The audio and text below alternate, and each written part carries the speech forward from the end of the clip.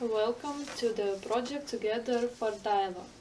And I am Monika, today's host, and we have two guests, Adas, who is representing the Aktyvistai NGO, Hello, everybody.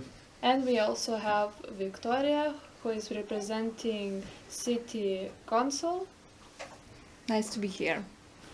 Okay, so I have few questions for you both, and let's start. So, what do you think are the components of the civic competence of young people? So, Viktorija, we're starting with you.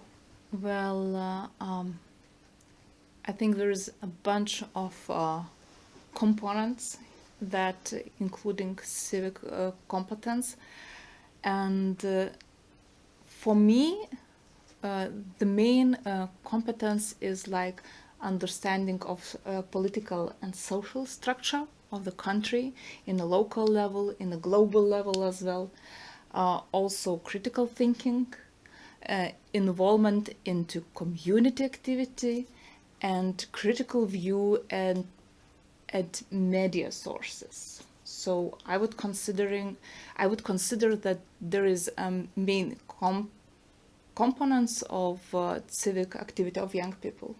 Okay, and Adas, what do you think? I have a little bit different opinion.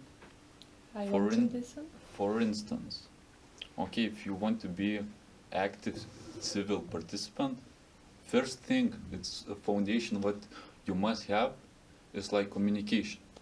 Yeah, expressing your own ideas. Also, ideas, you have to know what to say. So communication and then communicating the ideas you want to spread. Another part is just, okay, you know how to communicate. You have to do something. Yeah, so implementing activities. And the fourth one, it goes like with a little bit with leadership, so involving other people. Yeah, so communication, having your own ideas to communicate, also implementing ideas and involving other people. Actually, I forgot to mention, but yes, I had that one in my mind about communication skills. I do agree with that. That is very important for young people activity. Okay, let's move on to the next question. So, Viktorija, can you share examples of different skills that young people can develop? Yeah, sure. If we are talking about those components and if we are going a bit deeper in those components, so for example, talking about political and social expertise, those skills would be understanding how political function in society, how social organizations function in society, where the place of political, where is the place of social activity, how you can combine those together, how they could impact each other, and where is your as a person, as a civil place in between. Also by talking about media, critical thinking about media. So the skills, it's important skill to understand and to reveal when media is have a critical view about the situation, when it manipulates the situation. It's very important to find your point of view and not be blind about what is communicating on media, but use your critical thinking to choose the information about that and to use it in your social activity. Okay, thank you for the answer. And what about you, Adas? What are your examples? So, for instance, one person cannot make a huge impact in the society, so you need people. And to get people, you need to communicate, express your idea. So, when you are communicating to a bigger group of people, then comes leadership. Yeah, so two skills, leadership. And with people, you have to negotiate, check their interests. So another skill, negotiation. To negotiate effectively, you have to learn active listening. For example, not just what people saying, but how he's saying, how his body language, what he's feeling. Yeah, and with that comes emotional intelligence. So basically people skills that you will develop, and that's really like you can apply those not only in the civil participation but also at your job, anywhere, any sphere where is people involved.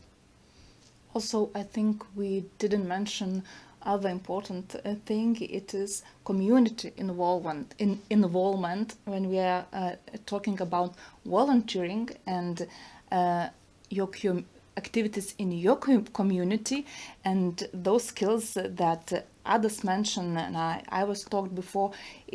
It could be used to understand the local problems, and those skills that were mentioned could help to solve them. So critical thinking, communication skills, and also media latency, all those can help to solve the particular issues in your local community. Thank you both for the great answers. And I have one last question. So we'll start with Adas. How civic competence can help younger people in their lives?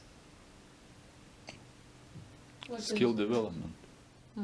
Actually, Adas touched that answer before, Yeah. because he was mentioned two things: leadership. It could help for young people in a social activity, in a work environment, in a family environment, in a political field. Also, critical thinking also helps in a work environment, also in a society activities some kind. So each skill that you take, which is gained during civic activities, it definitely can help you during your daily life, dealing with your friends, family, community, work environmental. So I don't think it would be wise to emphasize just some particular skills, but the all view of them, all bunch of them are helpful, definitely helpful in the daily life of each person. Okay, thank you very much.